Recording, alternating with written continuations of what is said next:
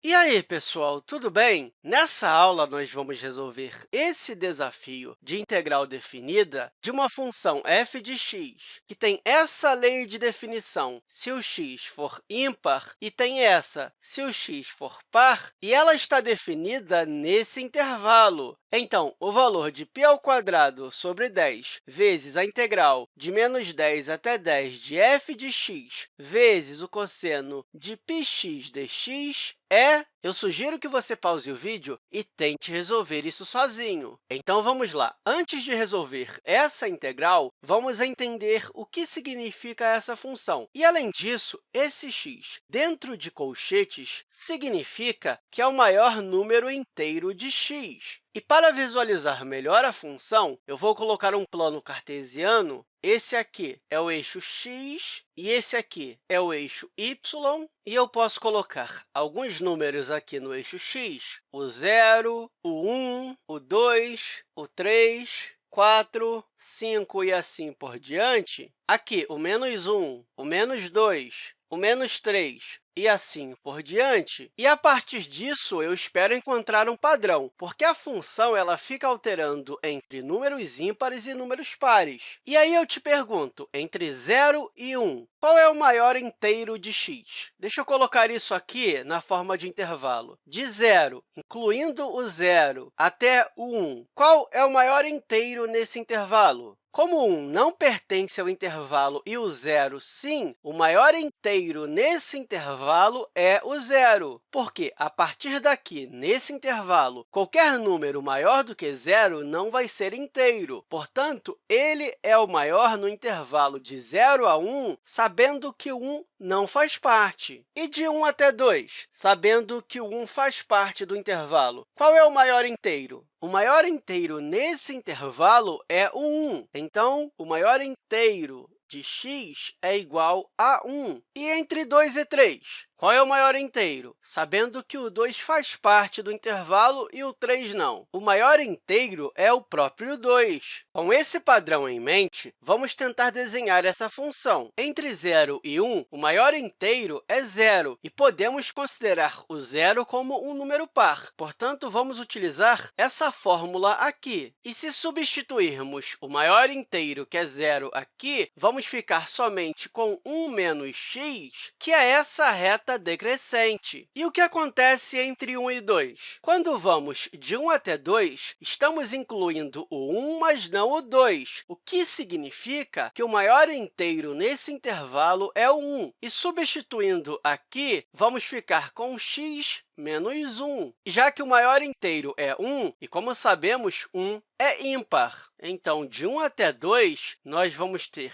essa reta crescente. Então, essa aqui é a reta x menos 1, e essa aqui é a reta 1 menos x. E de 2 até 3, o maior inteiro é 2, e, se substituirmos nessa lei de definição, já que 2 é par, vamos ficar com 1 mais 2, que dá 3 menos x.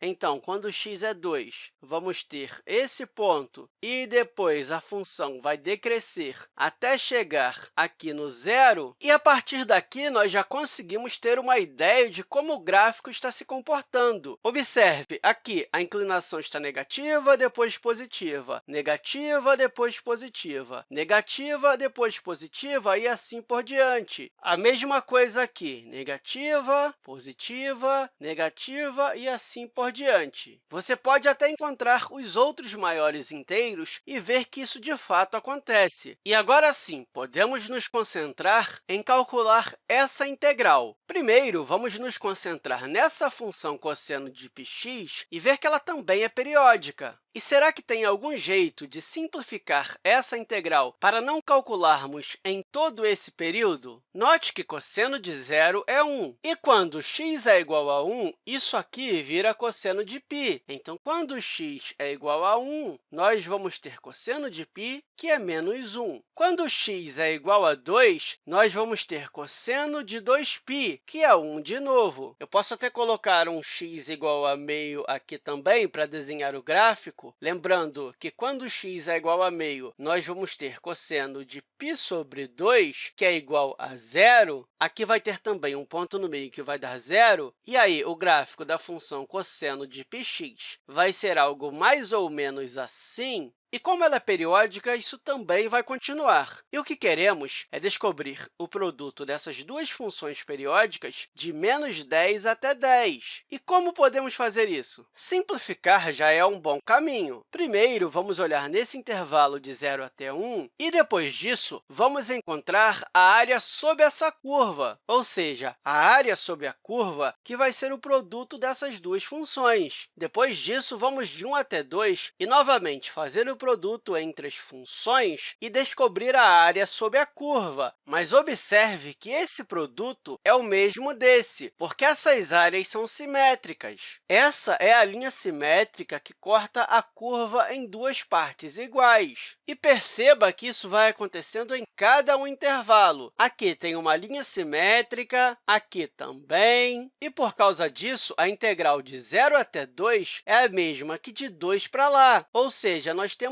várias partes simétricas. Bem, deixa eu escrever isso aqui que você vai entender melhor. O que queremos é π² sobre 10, que multiplica a integral de -10 até 10 de f de x vezes o cosseno de πx dx. E isso vai ser a mesma coisa que π² sobre 10 vezes a quantidade de comprimentos desse aqui, de 0 até 1, e de -10 até 10 tem 20 desses, então, vezes 20, que multiplica a integral de 0 até 1 vezes o cosseno de πx dx. Claro, isso parece um pouco confuso, mas perceba que nós vamos calcular cada um desses pedacinhos aqui do mesmo jeito. Isso é a mesma coisa que multiplicar por 20 essa área aqui, já que estamos trabalhando de -10 até 10. E isso simplifica bastante o cálculo dessa integral. Primeiro, podemos simplificar esse 20 com esse 10 e depois multiplicar pelo π², e aí vamos ficar com 2π², que multiplica a integral de 0 até 1 de f de x vezes cosseno de πx dx, mas note que estamos trabalhando de 0 até 1 e já conhecemos qual é a função, é 1 menos x. Então,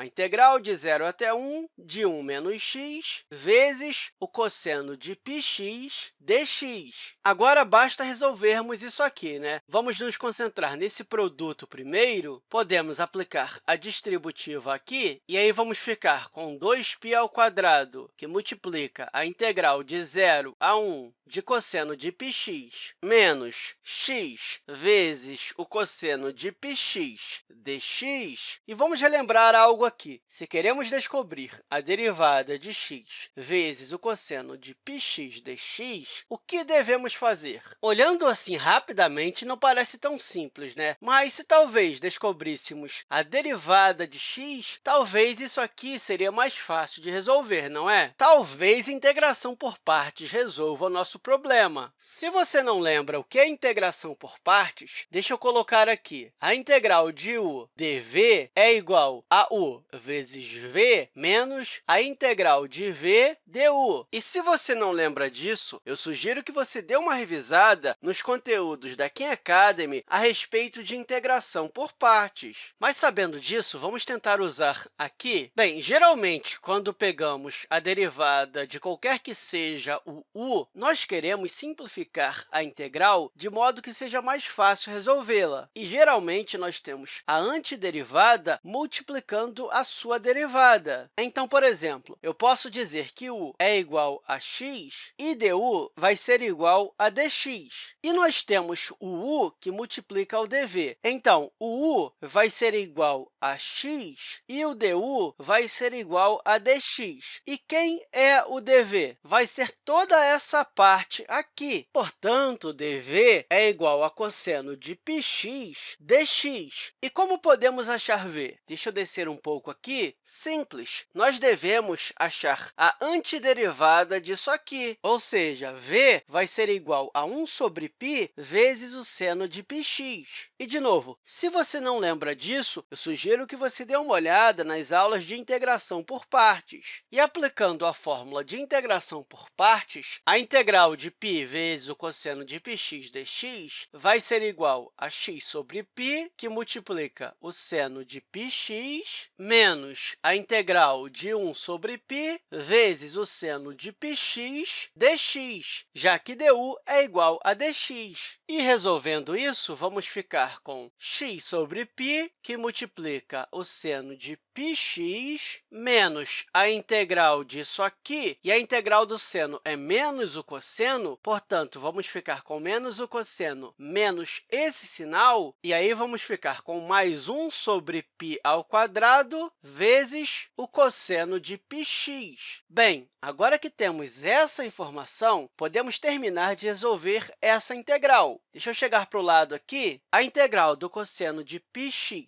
nós já vimos aqui, então vamos ficar com 2π ao quadrado, que multiplica a integral de 0 até 1 do cosseno de πx, que é 1 sobre π vezes o seno de πx, menos a integral disso aqui. Eu já vou colocar o menos em ambas as partes, então, menos x sobre π vezes o seno de πx, menos 1 sobre π ao quadrado vezes o cosseno de πx, e avaliamos isso de 0 até 1. E agora, utilizamos o teorema fundamental do cálculo. Nós pegamos esse 1 e substituímos no lugar do x, e aí vamos ficar com 1 sobre π, que multiplica seno de π vezes 1, que vai dar seno de π, e seno de π é 0, menos 1 sobre π vezes seno de π vezes 1, e, de novo, o seno de π é 0, portanto, tudo isso vai dar 0, menos 1 sobre π ao quadrado vezes o cosseno de π vezes 1, e aí vamos ficar com o cosseno de π, que é menos 1, e menos 1, que multiplica menos 1 sobre π ao quadrado, vai ser igual a mais 1 sobre π ao quadrado. E subtraímos isso, substituindo esse zero aqui no lugar do x nessa expressão, e quando fazemos isso, essa parte vai dar 0, essa aqui também vai dar 0, e essa aqui, menos 1 sobre π ao quadrado. E, claro, ainda tem um 2π ao quadrado aqui do lado de fora. E, resolvendo isso, vamos ficar com 2π ao quadrado, que multiplica, deixa eu ver, isso aqui vai ser 1 sobre π ao quadrado menos toda essa parte, que vai ser mais 1 sobre π ao quadrado, e aí vamos ficar com 2π ao quadrado, que multiplica 2 sobre π ao quadrado, que é igual, deixa eu ver aqui, podemos cancelar esse π ao quadrado com esse aqui, e aí o resultado vai ser 2 vezes 2, que é igual a 4. Finalmente, calculamos a integral que queríamos. Claro, isso é um desafio, dá bastante trabalho, mas se você estiver bastante preparado, não vai ser tão complicado assim. E eu espero que essa aula tenha te ajudado, e até a próxima, pessoal!